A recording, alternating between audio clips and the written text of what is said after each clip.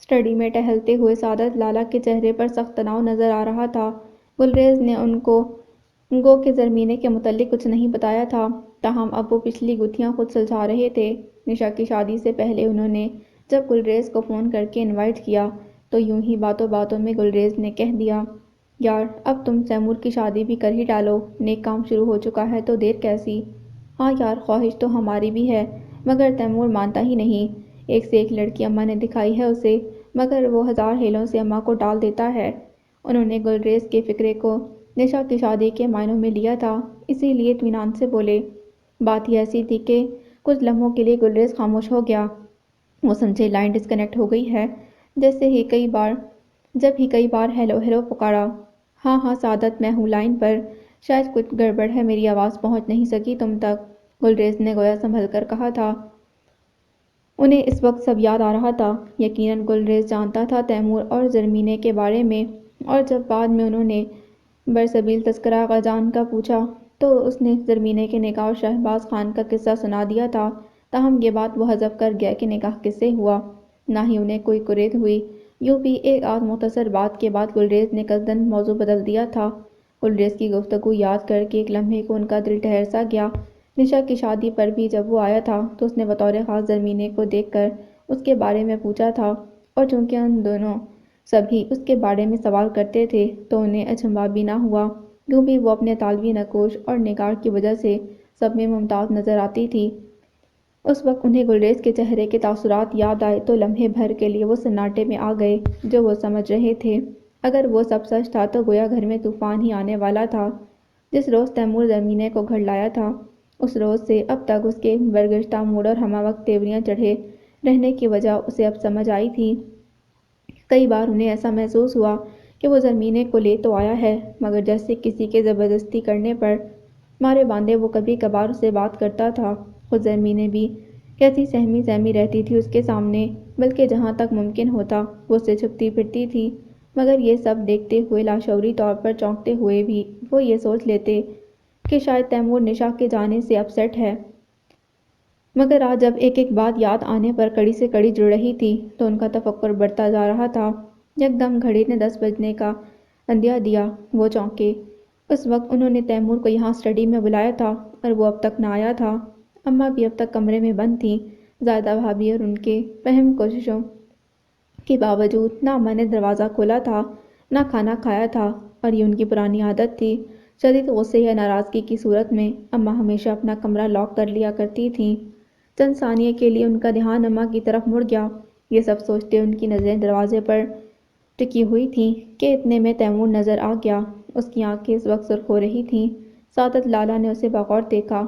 وہ اس لمحے شدید اعصابی تناؤ کا شکار نظر آ رہا تھا۔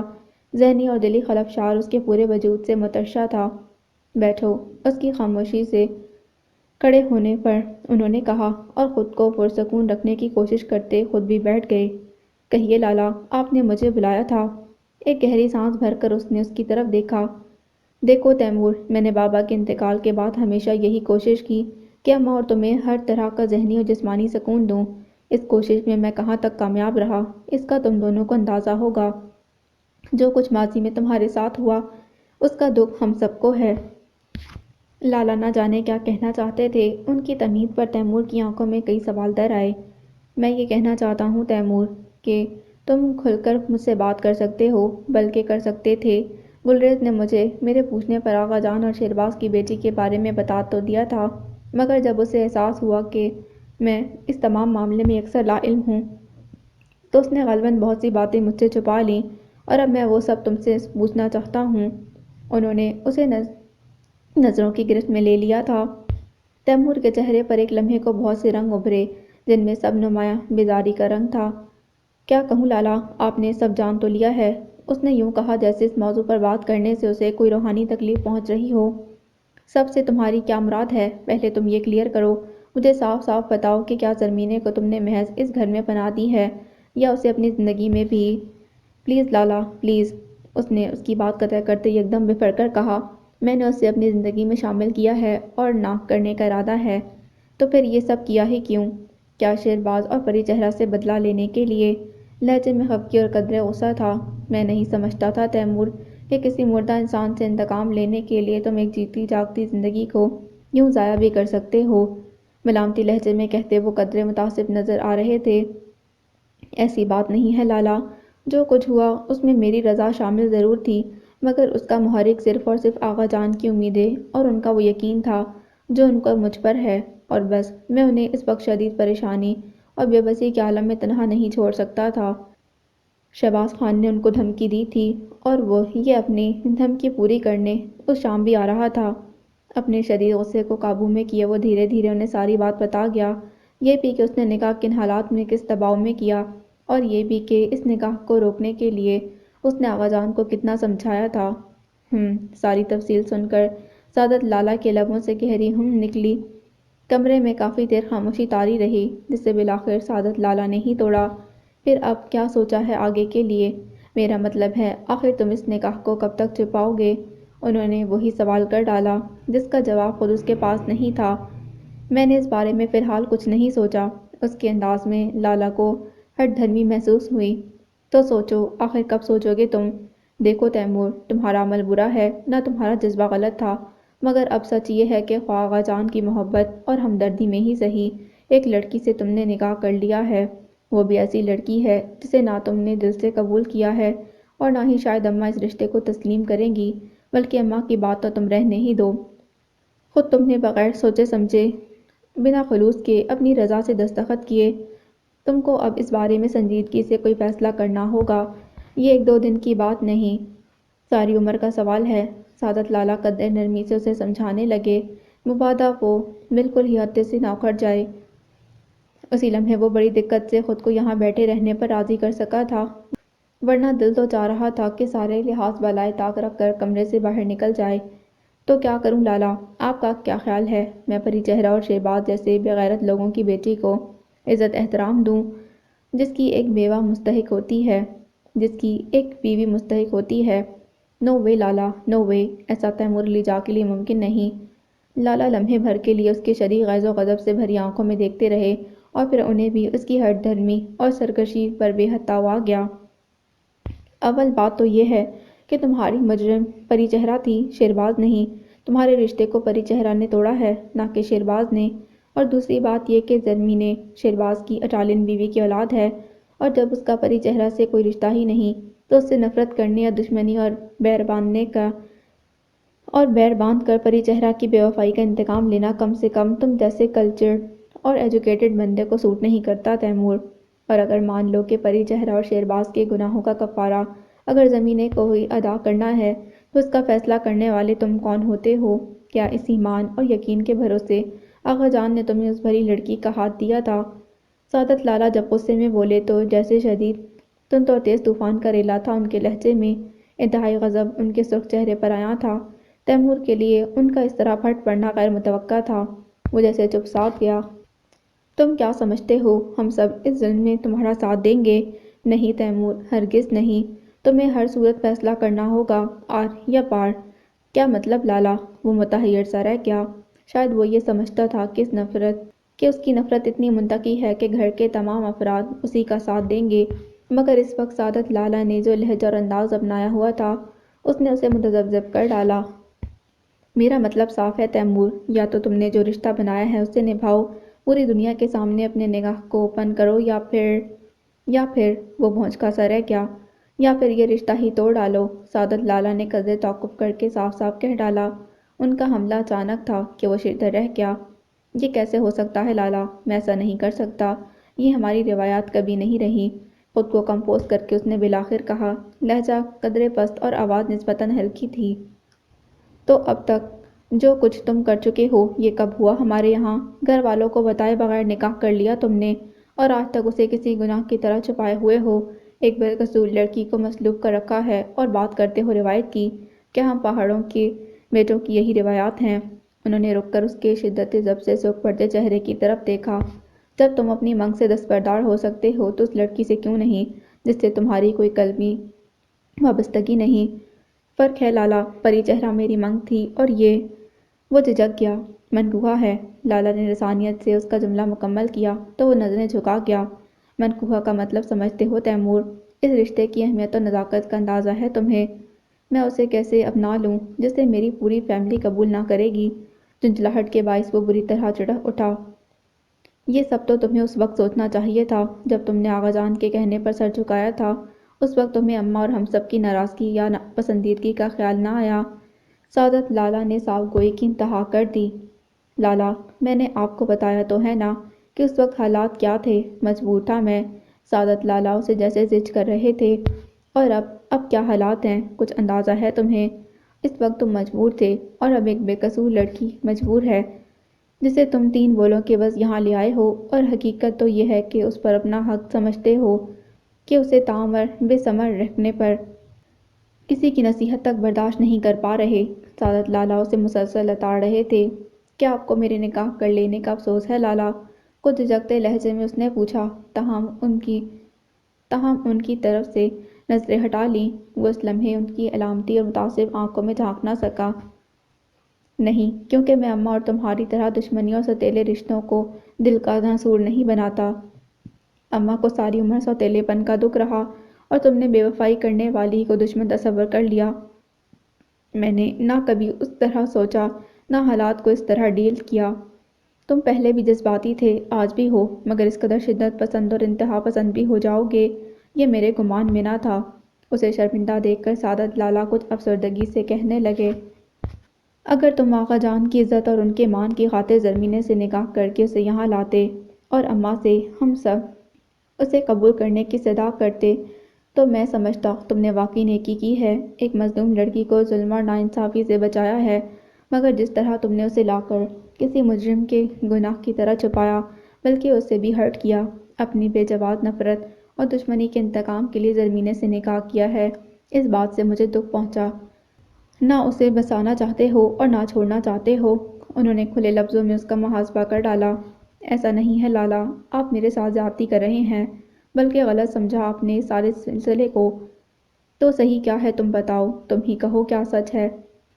وہ جو میں نے کہا، یا وہ جو تم باور کروا رہے ہو؟ سچ وہی ہے جو میں نے کہا ہے لالا۔ آغا جان کی خاطر میں نے کڑوا گھونٹ پیا تھا، اور ایسا کرتے میرے سامنے صرف آغا جان اور ان کی مجبوریاں تھیں، اور بس۔ اس سلسلے کا صرف ایک ہی حل ہے تیمور، یا تو تم زرمینے کو باقاعدہ اپنا لو، یا پھر اسے طلاق دے دو۔ دیکھو تیمور، جس طرح کسی کو اس نکاح کا نہیں پتا، اسی طرح اس طلاق کا بھی پتا نہیں چلے گا۔ رہ گئے آغا جان تو انہیں ہم مل کر سمجھا لیں گے، اور کسی اچھے لڑکے سے زرمینے کا نکاح کر کے رخصت کر دیں گے۔ ساری زندگی احساس جرم میں کاٹتے رہنے سے بہتر ہے کہ تم اعلیٰ ظرفی کا مظاہرہ کرو۔ معاف کر دینا سب سے بڑا انتقام ہے۔ سعادت لالا اٹھ کر اس کے پاس چلے آئے۔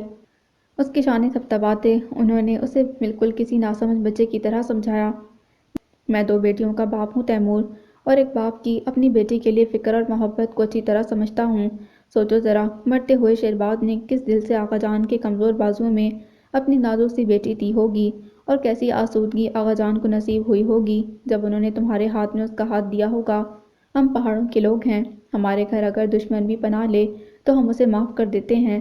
زرمینے تو پھر تمہاری منقوہہ ہے، اچھی طرح سوچ لو۔ میں تمہیں 1 ہفتہ دے رہا ہوں سوچ بچار کے لیے۔ اس کے بعد لمحے بھر کا توقف کر کے وہ اس کے کندھے پر دباؤ ڈالتے ہوئے بولے، اس کے بعد بھی اگر تم نے کوئی فیصلہ نہ کیا تو میں خود زرمینے کو آغا جان کے پاس چھوڑاؤں گا، اور تم جانتے ہو میں ایسا کر بھی سکتا ہوں۔ سعادت لالا نے تو جیسے دھمکا ڈالا تھا۔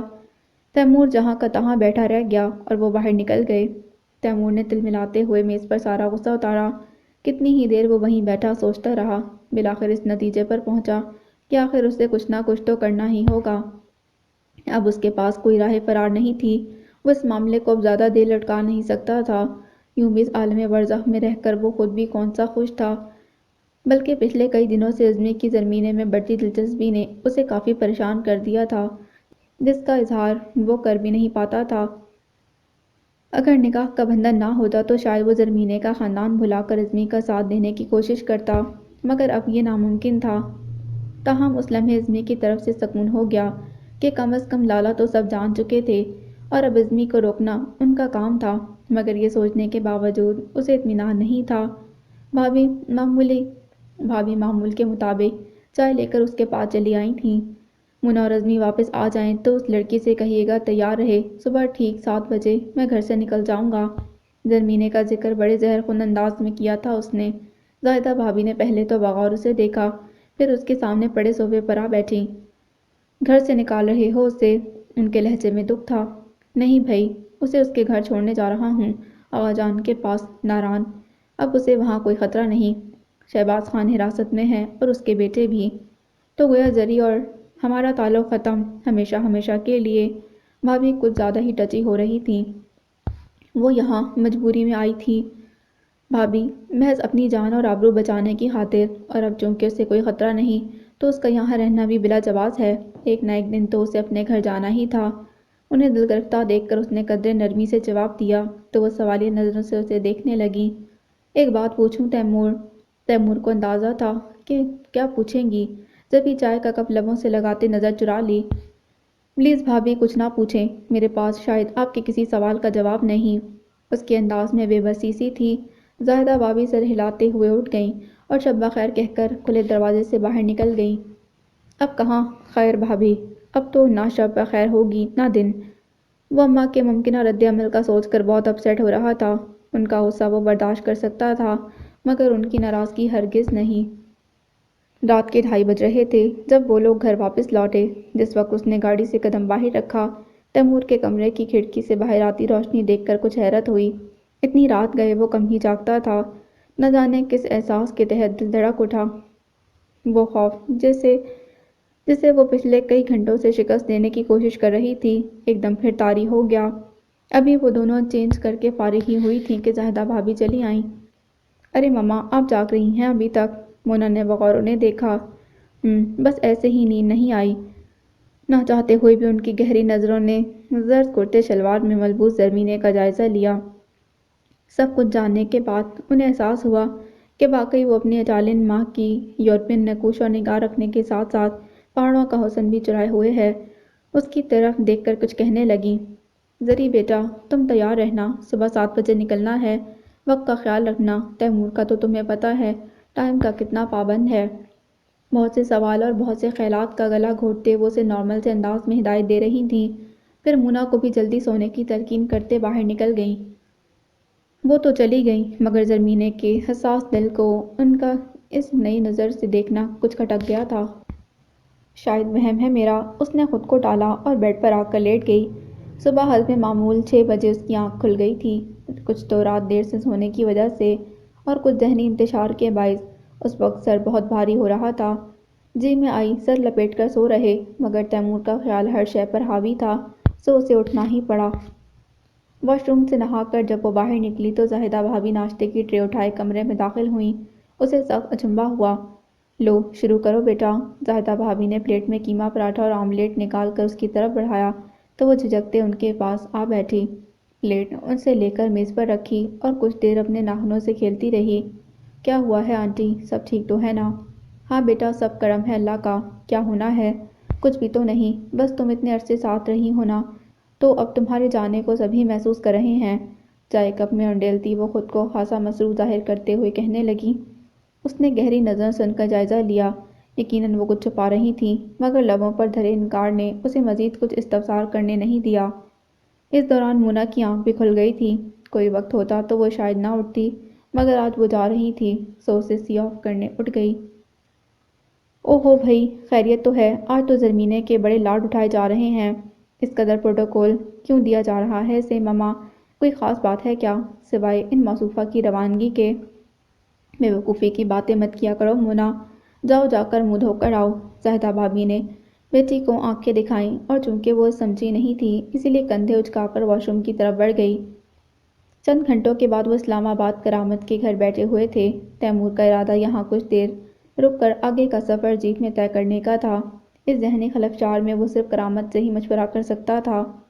اور سناؤ یار، سعادت لالا کیسے ہیں، کیا کر رہے ہیں آج کل؟ اس کا حال احوال دریافت کرنے کے بعد کرامت اس سے پوچھنے لگا۔ ٹھیک ہیں بالکل، وہی اخروٹ کی لکڑی کے فرنیچر کا بزنس کر رہے ہیں۔ کراچی میں تو اور بھی بڑی مارکیٹ ہے، ماشاءاللہ سیٹ ہو رہے ہیں آہستہ آہستہ۔ اور عزمی کہاں ہوتا ہے آج کل، کچھ کر رہا ہے یا فارغ ہے؟ عزمی ماسٹرز کر رہا ہے، ساتھ ہی لالا کے بزنس میں انٹرسٹ ڈیولپ ہو گیا ہے اس کا، بزی رہتا ہے آج کل۔ کرامت نے محسوس کیا وہ بہت ڈسٹرب ہے، جب ہی اندر سے اپنی بیوی کو بلا لایا۔ یہ شیلا ہے میری وائف اور یہ تیمور کی رشتہ دار ہیں، زرمینے سے تعارف کراتے وہ نام جاننے کے لیے تیمور کی طرف سوالیہ نظروں سے دیکھنے لگا۔ جب ہی وہ خود بولی، زرمینے لہجہ جھجکا اور سہما ہوا تھا۔ بڑا اچھا نام ہے۔ شیلا اس کے ساتھ ہی آ بیٹھی۔ پہلی ہی نظر میں اسے اندازہ ہو گیا کہ وہ ٹھیک ٹھاک گھبرائی ہوئی ہے۔ تیمور کی کہانی تو اسے کرامت کے ذریعے پتہ چل ہی چکی تھی، اسی لیے زرمینے کو دیکھنے کا قدرے تجسس بھی تھا۔ بلکہ تم خود بھی بہت پیاری ہو۔ بڑی بے ساختگی سے اس کی تعریف کی تو وہ کچھ سرپٹا کر نظریں جھکا گئی۔ شہلا نے کرامت کی طرف دیکھا تو اس نے زرمینے کو اندر لے جانے کا اشارہ کر دیا۔ آؤ زرمینے، میں تمہیں اپنا گھر دکھاتی ہوں۔ اشارہ پاتے ہی وہ اٹھ گئیں۔ زرمینے سے کہا تو اس نے بے ساختہ تیمور کی طرف اجازت طلب نظروں سے دیکھا، مگر وہ مکمل طور پر لاتعلق بنا بیٹھا تھا۔ کرامت نے محسوس کیا تو مروت سے بولا، تکلف مت کریں، یہ آپ کا اپنا گھر ہے۔ میری وائف بڑی سگڑ ہیں، گھر کو بہت اچھے طریقے سے سجایا ہوا ہے۔ کچھ انہیں اپنی تعریفیں کروانے کا شوق ہے، اسی لیے جو بھی آتا ہے اسے گھر دکھا کر ستائش اور داد وصول کرنا اپنا حق سمجھتی ہیں۔ آپ بھی دیکھ لیں اور وزٹر بک میں اپنے تاثرات قلم بند کر دیں، بس یہی منشا ہے ان کی۔ نرم لہجے میں سادہ سی مسکراہٹ لیے وہ اس کی جھجک مٹانے کو بولا۔ جب ہی شہلا نے مصنوعی خفگی سے شوہر کو گھورا، ہاں تو آپ کیوں جیلس ہوتے ہیں؟ آپ بھی کوئی کام اچھا کر لیں تو لوگ آپ کی بھی تعریف کریں گے۔ بھئی ہم نے تو ایک ہی اچھا کام کر لیا ہے، آپ سے شادی کر کے، کیا یہ کافی نہیں؟ جواباً کرامت نے ایک والہانہ نظر اپنی نصف بہتر پر ڈالی، اس پر وہ شرمگی سی مسکراہٹ سجا کر اس کی طرف متوجہ ہوئی۔ چلو زرمینے، آؤ میرے ساتھ۔ اور وہ جو بڑے رشک سے ان دونوں میاں بیوی کی نوک جھونک سے محظوظ ہو رہی تھی، کسی معمول کی طرح اٹھ کر شہلا کے پیچھے چل دی۔ ہاں تو اب بولو، کیا بات ہے؟ اتنے ڈسٹرب اور اپسیٹ کیوں لگ رہے ہو؟ کہاں جا رہے ہو زرمینے کو لے کر؟ ان لوگوں کے جاتے ہی کرامت کے ذہن میں مچلتا سوال لبوں پر آ گیا۔ میں آغا جان کے پاس جا رہا ہوں، اسے لے کر، کھولتے ہوئے لہجے میں جواب موصول ہوا۔ لفظ اسے کو اتنی نفرت سے ادا کیا تھا کہ کرامت نے نہ چاہتے ہوئے بھی اسے ملامتی نظروں سے دیکھا، مگر ادھر اثر کہاں تھا۔ خیریت، کیا ارادے ہیں یار؟ کرامت اٹھ کر ساتھ والے صوفے پر آ بیٹھا۔ خیریت ہی تو نہیں ہے کرامت؟ میں نے اماں کو زرمینے کی اصلیت بتا دی ہے اور اس بات پر وہ اتنا خفا ہیں کہ میری شکل تک نہیں دیکھ رہی۔ لالا نے بھی الٹیمیٹم دے دیا ہے کہ میں ایک ہفتے کے اندر اندر کوئی حتمی فیصلہ کر لوں۔ کیا مطلب فیصلہ؟ کیا ان کو تمہارے نکاح؟ ہاں میں نے لالا کو سب بتا دیا ہے۔ اوہ، کرامت کو جھٹکا لگا تھا۔ حالات کتنے سنگین ہوں گے اسے اندازہ نہ تھا۔ اور آنٹی کا کیا رسپانس ہے؟ انہوں نے تمہارے نکاح کی خبر کو کس طرح لیا ہے؟ کیا وہ؟ انہیں نکاح کا تو پتہ ہی نہیں۔ کل میں نے صرف زرمینے کے باپ کا نام انہیں بتایا تھا، بس جب سے وہ کمرے میں بند ہیں۔ دھیرے دھیرے اسے تمام تفصیل کہہ سنائی۔ کرامت لب بھیجے سن رہا تھا۔ وہ چپ ہوا تو وہ تردد سے اس کی طرف دیکھنے لگا۔ تو اب کیا سوچا ہے تم نے؟ کیا کرو گے تم؟ بس اسی ایک سوال کا جواب نہیں ہے میرے پاس کرامت۔ سمجھ میں نہیں آتا کہ کیا کروں۔ کوئی ایک فیصلہ بھی ایسا نہیں جو مجھ سے منسلک تمام ہستیوں کو دکھ سے بچا سکے۔ وہ جیسے سوچ سوچ کر تھک گیا تھا۔ سب کو چھوڑو، صرف اپنی بات کرو تیمور، پہلے خود کو ٹٹولو کہ آخر تم اور تمہارا دل کیا چاہتا ہے؟ میں اور میرا دل؟ اس نے بالوں میں انگلیاں پھنسا کر گہری سانس لی۔ ہاں تم اور تمہارا دل، کیونکہ تم جیسے جذباتی لوگ دل سے ہی سوچتے ہیں، دماغ کو زحمت دینے کی بھی کوشش نہیں کرتے کہ شاید حالات اس نہج پر نہ پہنچیں۔ یہ کرامت کی ہی جرأت تھی جو اسے اتنی بڑی بات اس قدر آسانی سے کہہ گیا تھا۔ تمہیں کیا لگتا ہے یہ سب میں نے قصدن کیا ہے؟ وہ جھنجھلا کر بولا۔ اگر تم میری جگہ ہوتے تو کیا کرتے؟ اگر میں تمہاری جگہ ہوتا تو بھی ایسا احمقانہ کام کبھی نہ کرتا، نہ ہی حالات کو اس رخ پر لاتا کہ مجھے یہ سب بھگتنا پڑے۔ میں تمہیں بچپن سے جانتا ہوں تیمور، تم ہمیشہ دل جذباتی رہے ہو۔ پری چہرہ کی محبت میں تم شدت پسند تو تھے ہی، کہ اس کی نفرت میں انتہا پسند بھی ہو جاؤ گے، اس کا اندازہ نہیں تھا۔ کرامت قطعی صاف گوئی سے بولا، دیکھو میں تمہارا دوست ہوں، اور ایک اچھا اور مخلص دوست وہی ہوتا ہے جو انسان کی خامیاں اسے بتائے تاکہ وہ اپنی اصلاح کر سکے۔ تو خود انصاف کی نظر سے ایک بار اپنا محاسبہ تو کرو، خود ہی سمجھ جاؤ گے کہ غلطی کہاں سے شروع ہوئی۔ جب تم نے اتنا کچھ کہہ دیا ہے تو کیا غلطی ہوئی ہے مجھ سے وہ بھی بتا دو۔ اس نے چبھتے ہوئے لہجے میں کہا، خیر غلطی تو تم سے جب ہوئی جب پری چہرہ نے تمہیں چھوڑا اور تم نے اس کا نام جوک لیا۔ اگر تم نے ہمیشہ اپنی محبت ہی کو کیوں اہمیت دی، ہمیشہ اپنے دل اور دکھ کے متعلق ہی کیوں سوچا، کبھی یہ خیال بھی آیا تمہارے دل میں کہ پری چہرہ کس سے محبت کرتی ہے، وہ کسے چاہتی ہے؟ نہیں، کبھی نہیں سوچا، کیونکہ تم ایک خود پرست مرد ہو، اپنی ذات سے آگے سوچنے کی ضرورت ہی نہیں سمجھتے تم۔ لمحہ بھر کے لیے اس کے تنے ہوئے چہرے کو دیکھ کر پھر سر جھٹک کر بولا، تمہاری بے وقوفی یہیں ختم نہیں ہوتی، بلکہ تم پری چہرہ کی محبت کا داغ دل میں سجائے بن پاس لیے بیٹھے، اپنے گھر والوں کو جدائی کا دکھ دیا، اور جب واپس آئے تو بھی اپنی بنجر زندگی کو ان کے دلوں کا ناسور بنائے ہوئے ہو۔ پری چہرہ کی بے وفائی کا انتقام آخر کب تک تم ان لوگوں سے لوگے؟ مجھے افسوس ہوتا ہے کہ تم جیسا ایجوکیٹڈ شخص اتنا تنگ نظر، تنگ دل اور قدامت پرست ہے۔ کرامت نہ جانے کب سے بھرا بیٹھا تھا۔ سچ تو یہ ہے کہ یہ سب کہنے کا وہ ہمیشہ سے سوچا کرتا تھا، مگر تیمور برا نہ مان جائے یہ سوچ کر چپ رہتا۔ مگر آج ایک بے قصور کی زندگی کا معاملہ تھا۔ یہ سب تم اس لیے کہہ رہی ہو کرامت کہ تم اس کرب سے نہیں گزرے جس سے میں گزر رہا ہوں۔ پری چہرہ اور فار گاڈ سیک تیمور، اب دفن کر دو اس قصے کو۔ پری چہرہ مر چکی ہے، شی از ڈیڈ، اور اس عورت سے تمہارا کوئی واسطہ نہیں جو شہرباز کی منکوحہ اور اس کی محبوبہ تھی۔ اس سے پہلے وہ میری منگ تھی کرامت، میری غیرت تھی وہ۔ اس نے میری دستار قدموں میں رول دی، میرا شملہ نیچے کر دیا، اور تم کہتے ہو کہ میں بھول جاؤں؟ وہ چیخ کر بولا، جس پر کرامت نے اسے ملامتی نظروں سے گھورا۔ اور وہ جو تمہاری منکوحہ ہے، کیا وہ تمہاری عزت نہیں؟ کیا وہ تمہاری غیرت نہیں؟ حالانکہ اس نے تمہاری عزت رکھی، تمہارے گھر والوں کے سامنے تمہارا بھرم رکھا۔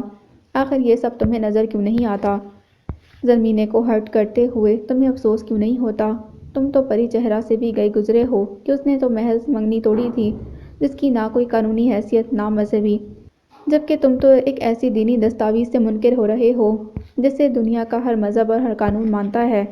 اس کے گھسے پٹے کئی سال پرانے قصے پر کرامت کو ٹھیک ٹھاک تاؤ آ گیا۔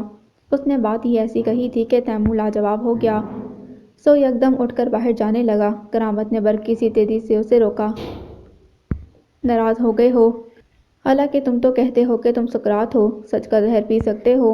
ہلکی سی مسکراہٹ لیے کرامت نے اسے کہا، تمہارے پاس میں اپنی خامیوں کا قصہ سننے نہیں آیا کرامت۔ آج کل میرا ذہن اتنا منتشر ہے کہ میں بتا نہیں سکتا۔ بمشکل خود کو کمپوز کر کے تم تک آیا ہوں کہ شاید تم کچھ مدد کر سکو، کوئی ایسا مشورہ دے سکو جو مجھے اس دلدل سے باہر نکال لے۔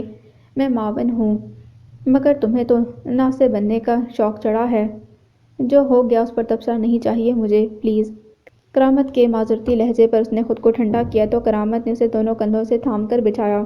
سوری یار، میں تھوڑا جذباتی ہو گیا تھا۔ سچ کہوں تمہارے ساتھ زرمینے کو دیکھ کر لمحے بھر کے لیے میں بہت خوش ہو گیا تھا، کچھ اور سمجھا تھا کہ تم شاید اسلام آباد گھومنے پھرنے آئے ہو۔ ایسے میں بالکل برعکس حالات کا سن کر تھوڑا غصہ آ گیا۔ I am extremely sorry for that. خاصا بورنگ دن رہا آج۔ تمہارا ٹائم کیسے گزرا عظمی؟ رات کو وہ عظمی کے ساتھ واک کر رہی تھی جب پورے دن کی چھائی ہوئی بوریت کا سوچ کر اس نے پوچھا، کچھ ایسا خاص نہیں، یونیورسٹی میں تو بہت کام تھا، بہت بیزی رہا۔ ہاں البتہ آج آفس میں پاپا کے ساتھ بالکل مزہ نہیں آیا۔ وہ کافی اپسیٹ لگ رہے تھے۔ صبح چاچو کا موڈ بھی ٹھیک نہیں تھا۔ کیا تم نے کچھ محسوس کیا؟ گھر میں ٹینشن سی ہے نا؟ پتہ نہیں، کل رات تک تو سب ٹھیک تھا۔ ہاں البتہ صبح سے اماں کی طبیعت ٹھیک نہیں ہے، شاید اسی لیے چاچو اور پاپا پریشان ہیں۔ ماما بھی کچھ گمسم سی ہیں۔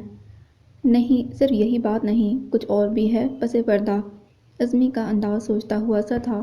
مونا نے کچھ چونک کر اس کی طرف دیکھا۔ مثلاً؟ میں بسوخ سے تو کہہ نہیں سکتا، مگر لگتا ہے بات کچھ سیریس ہے۔ اس کا انداز کچھ عجیب سا تھا۔ مونا نے محسوس کیا جیسے وہ بہت کچھ جانتا ہے مگر کہنا نہیں چاہتا۔ مثلاً کیا بات سیریس ہے؟ کس کی بات کر رہے ہو؟ الجھ کر سوال کیا تھا اس نے۔ کیا تمہیں کچھ محسوس نہیں ہوتا؟ تمہارے ساتھ تو رہتی ہے زرمینے، پھر بھی کبھی تم نے محسوس نہیں کیا کچھ؟ حیرت ہے تم پر مونا۔ عظمی نے بغور اسے دیکھا۔ زری کا کیا تعلق گھر کے ماحول سے یا پاپا اور چاچو کی ٹینشن سے؟ اور بھلا میں کیا محسوس کرنے لگی؟ پلیز عظمی تم ذرا کھل کر تو بات کرو۔ مونا کچھ پریشان ہو گئی تھی۔ کھل کر کیا کہوں؟ بس مجھے ایسا لگتا ہے کہ جو بات بھی ہے زرمینے کی ہے، کیونکہ جس طرح وہ صبح سے ڈری ڈری سی تھی اور چاچو خفا خفا سے موڈ میں تھے، اسے تو یہی لگتا ہے کہ ان کا ہی کوئی مسئلہ ہے۔ اچھا، مونا کچھ بے یقین سی تھی۔ لیکن ان سب باتوں سے ماما اور پاپا کی ٹینشن کا کیا تعلق؟ میں کچھ سمجھی نہیں۔ کچھ نہ سمجھے خدا کرے کوئی، عزمی نے گویا سر پیٹا۔ پلیز عزمی، آخر یہ کون سی مسٹری ہے؟ تم نے تو میرے لیے سسپینس کریٹ کر دیا ہے، اب تو تمہیں بتانا ہی پڑے گا۔ مونا یکدم بےتابی سے بولنے لگی۔ تم تو ایسے کہہ رہی ہو جیسے میں سب کچھ جانتا ہوں۔ ارے بابا، بس کچھ محسوس کیا ہے جو تم سے کہہ دیا، اور رہ گئی اماں کی بات تو اماں کا بھی اس معاملے میں بڑا گہرا رول ہے۔ کیا مطلب اماں کا گہرا رول؟ وہ متعجب ہوئی۔ کیا تم نے کبھی محسوس نہیں کیا کہ زرمینے کی ہمارے گھر میں انٹری خاصے ڈرامائی انداز میں ہوئی، خاص طور پر چاچو کا رویہ کیسا رہا اس کے ساتھ؟ کیا تم نے کبھی نوٹ نہیں کیا؟ حالانکہ زرمینے کو لانے والے وہ خود تھے، مگر ان کا رویہ ہمیشہ ایسا رہا جیسے زرمینے کو زبردستی کسی نے ان کے ساتھ باندھ کر یہاں بھیج دیا ہو۔ عزمی کے انداز میں خاصی حیرت تھی۔ مونا کا اس طرح متعجب ہونا اس کے لیے کسی حد تک حیرانی لیے ہوئے تھا۔ ایسا تو خیر ہم سبھی محسوس کرتے تھے، مگر چاچو سے کچھ کہنے یا پوچھنے کی کبھی ہمت نہ ہوئی۔ یوں بھی ان کا مزاج ہمیشہ سے ایسا ہی رہا ہے۔ وہ اور لوگوں سے بھی کہاں ملتے جلتے ہیں، اتنے کم تو ان کے فرینڈز ہیں، بس یہ کرامت بھائی سے ہی بنتی ہیں ان کی۔ شاید اس دوستی کے سبب چاچو کو انہوں نے زبردستی کنونس کیا ہو زری کو لانے پر۔ مونا کا انداز کچھ سوچتا ہوا تھا، تاہم ابھی بھی وہ تیمور کی طرفداری ہی کر رہی تھی۔ مگر میرے اندازے کے مطابق زری کا کرامت بھائی سے کوئی تعلق، کوئی رشتہ داری نہیں۔ عزمی نے جیسے یکدم دھماکہ سا کر دیا۔ مونا نے حیرت سے اس کی طرف دیکھا۔ یہ کیا کہہ رہے ہو؟ کیا تم نہیں جانتے کہ زری کرامت بھائی کی کزن ہے؟ یہ بات تم اس لیے کہہ رہی ہو ڈیئر سسٹر کہ تم نے زری کے موبائل کا بل نہیں دیکھا۔ زری اپنے جن نانا کو فون کرتی ہے وہ ناران میں رہتے ہیں، اور کرامت بھائی کا ناران میں کوئی رشتہ دار نہیں۔ مونا کے لیے یہ مزید حیران کن اطلاع تھی۔ وہ بے یقینی سے اسے دیکھتے ہوئے پوچھنے لگی، اوہ تو پھر زری کون ہے؟ ہاں یہی تو اصل سوال ہے، اصل گتھی ہے جو مجھ سے اب تک نہیں سلجھی۔ عزمی اب چہل قدمی چھوڑ کر لان کی چیئر پر جا بیٹھا تھا۔ تمہیں کیا لگتا ہے کون ہو سکتی ہے زرمینے، اور کیا تعلق ہو سکتا ہے اس کا؟ مونا بھی کچھ گھبراہٹ لیے اس کے پاس ہی آ ٹکی تھی، آواز جیسے سرگوشی میں ڈھل گئی تھی۔ جو فون نمبر اس کے موبائل کے بل میں لکھا ہوا ہے وہ آغا جان کا نمبر ہے، اور یہی وہ تعلق ہے جس کی بنا پر چاچو نے اماں سے غلط بیانی کی، اور ہم سب سے بھی۔ اب سوال یہ اٹھتا ہے کہ آغا جان کی کیا رشتہ داری ہے زرمینے سے، اور آخر چاچو کو کیا پرخاش ہے اس سے؟ بالآخر عزمی نے اسے سب کو دھیرے دھیرے بتا ہی ڈالا۔ مونا کے لیے اس کا ہر لفظ حیرت انگیز تھا۔ اوہ عزمی، تم کو یہ سب کیسے پتہ چلا؟ ہم نے تو کبھی محسوس نہیں کیا یہ سب، بس ذرا آنکھیں کھلی رکھنے کی عادت جو ہے اسی لیے، عزمی سنجیدگی سے بولا۔ اور شاید زرمینے کا ہی راز کھل گیا ہے کل، جب ہی اماں ناراض ہیں اور باقی سب بھی اپسیٹ ہیں۔ وہ خود نتیجے تک جا پہنچا تھا، مگر یہ راز کھل کیسے سکتا تھا جب تک کہ چاچو نہ بتاتے، اور بھلا کیوں بتانے لگے اماں کو یہ سب؟ مونا نے نکتہ اٹھایا۔ یہ تو ہے، شاید یہ سب نشا کی وجہ سے ہوا ہے۔ کچھ سوچتے مونا نے ہی قیاس کیا، کیا مطلب نشا کی وجہ سے؟ کیوں؟ کل نشا کا فون آیا تھا، اس کے ان لاز میں سے کسی نے زری کو پسند کیا ہے، اس کے بارے میں بات کی تھی اس نے ماما سے، شاید اسی بارے میں اماں نے بات کی ہو چاچو سے، اور مجبوراً ان کو سچ بتانا پڑا ہو۔ عزمی نے گہری سوچ میں ڈوبتے ہوئے کہا، پھر سر جھٹک کر بولا، بہرحال یہ پنڈورا باکس تو ایک دن کھلنا ہی تھا نا، اچھا ہوا کہ جلد کھل گیا۔ سو تو ہے، ورنہ شاید بعد میں اور بھی مشکلات پیدا ہو جاتی، مونا نے پرسوچ انداز میں کہا۔ در حقیقت جب سے اس نے عزمی کے حوالے سے زرمینے کو دیکھنا شروع کیا تھا، بہت سے ارمان آپ ہی آپ دل میں براجمان ہو گئے تھے، اور وہ جانتی تھی کہ عزمی کبھی بھی اس بارے میں دل کی بات زبان پر نہیں لائے گا، تاہم اس کے دل میں جو کچھ زری کے لیے تھا وہ اس کا اندازہ ضرور کر سکتی تھی، جبھی اس وقت اس کے کندھے پر نرمی سے ہاتھ رکھا۔ سب ٹھیک ہو جائے گا عزمی، میں تمہارے ساتھ ہوں، لہجے میں اعتماد تھا۔ کیا مطلب؟ عزمی کچھ متحیر سا رہ گیا۔ تم کیا سمجھتے ہو میں تمہارے دل کی بات نہیں سمجھتی؟ اس کے اس طرح انجان بننے پر وہ ذرا خفگی ظاہر کرتے ہوئے بولی تو عزمی یکدم ہنس پڑا۔ اچھا، اور میرے دل کی وہ کون سی بات ہے جس کا علم تمہیں ہے اور مجھے نہیں؟ اس کا سر پکڑ کر ہلاتے وہ بڑی دلچسپی سے پوچھنے لگا۔ اوفو عزمی، اب زیادہ بنو مت، کیا تم نہیں جانتے کہ میں زری میں تمہارے انٹرسٹ کی بات کر رہی ہوں؟ واٹ؟ وہ جیسے چونکا، پھر یکدم کہکا لگا کر ہنسا۔ اوہ مائی سویٹ لٹل سسٹر، یہ جو انسان کی آنکھیں ہوتی ہیں نا، وہ صرف دیکھنے کی طاقت رکھتی ہیں، سمجھنے کے لیے اللہ تعالیٰ نے ہمیں دماغ عطا کیا ہے۔ ضروری نہیں کہ جو تمہیں نظر آ رہا ہے ویسا ہی ہو، کچھ حقائق پس پردہ بھی ہوتے ہیں۔ کہتے کہتے وہ سنجیدہ ہو گیا تھا۔ وہ اسے گھور رہی تھی، جبھی وہ متبسم سا ہو کر بولا، زری بہت اچھی ہے مونا، مگر میرے ٹائپ کی نہیں۔ ساری زندگی اسے بچوں کی طرح انگلی پکڑ کر چلانے کا میرا کوئی ارادہ نہیں۔ مجھے تو ایسا پارٹنر چاہیے جو قدم سے قدم ملا کر چل سکے، سمجھی؟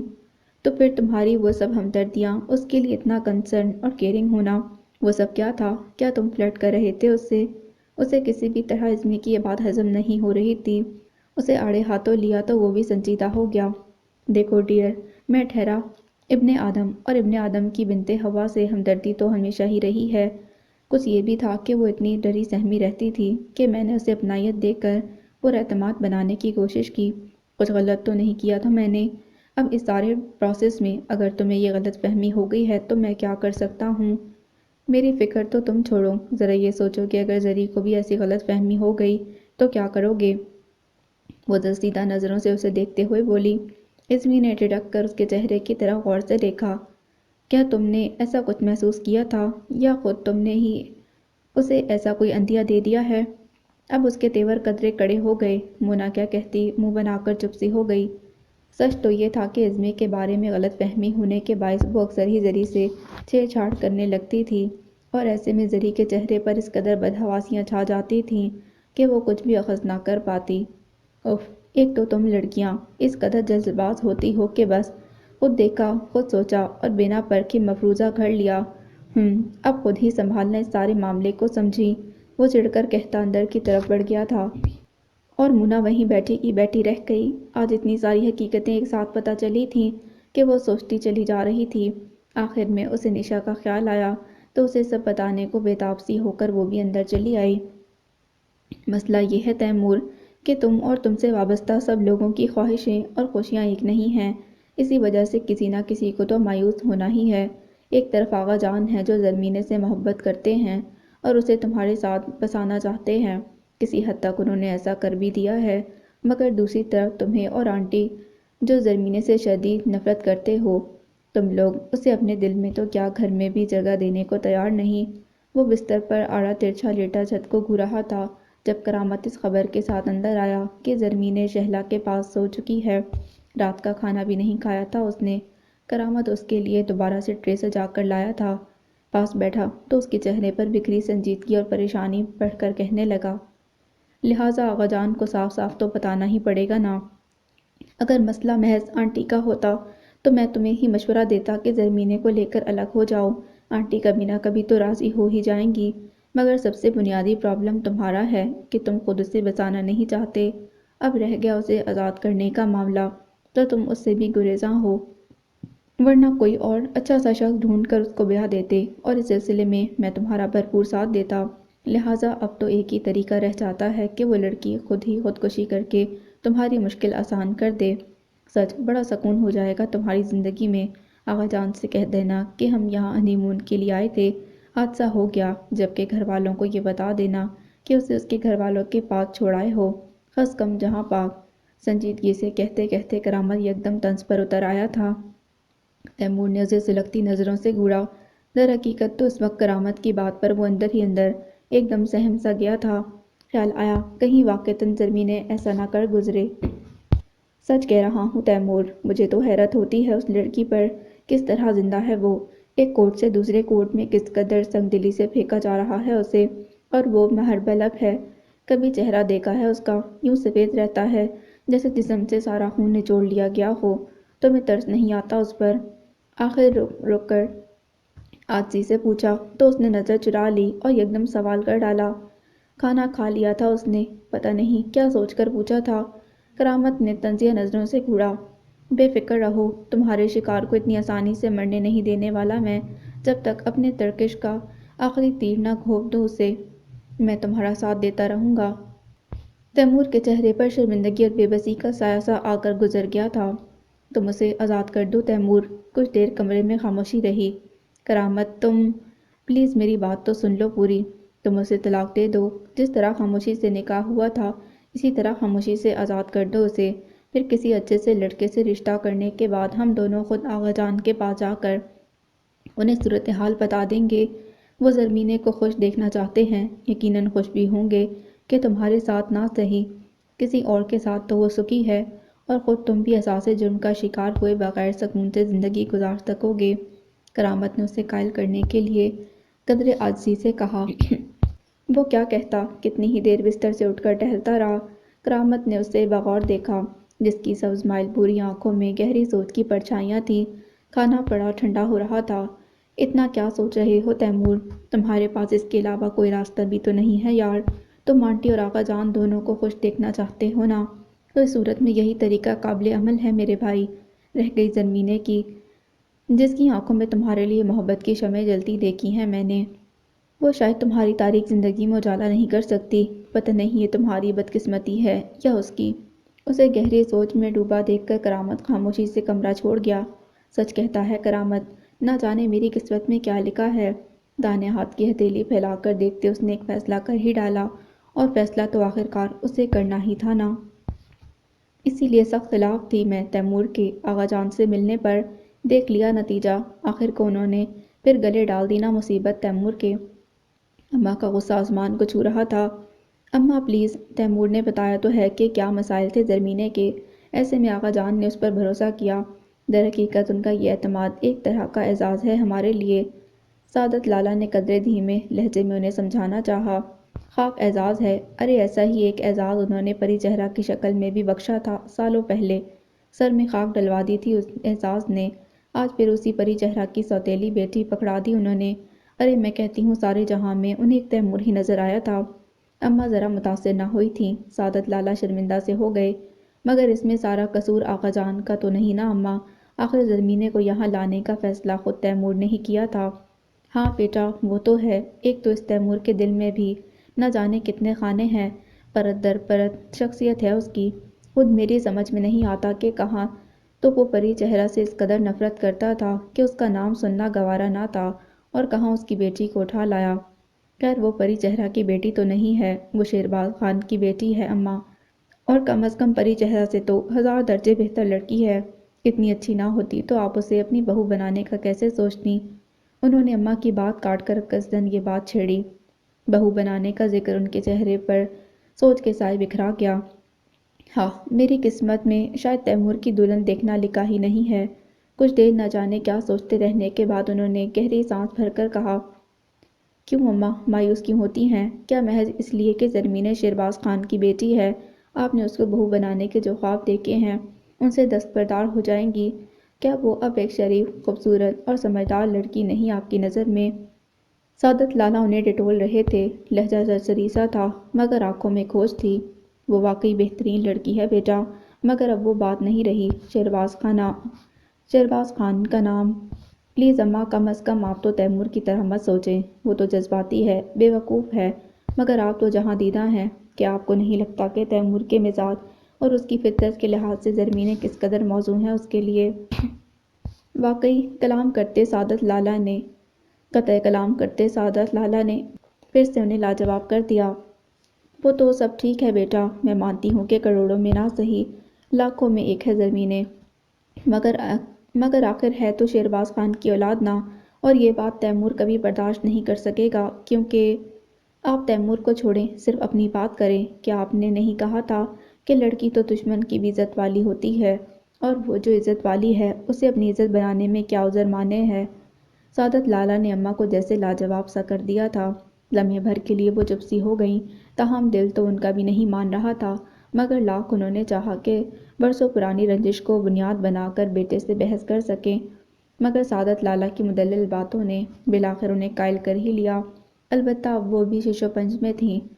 اماں تیمور تو جذباتی ہے، مگر آپ بھی یوں سوچتی ہوں گی یہ میرے کبھی گمان تک میں نہ آیا تھا۔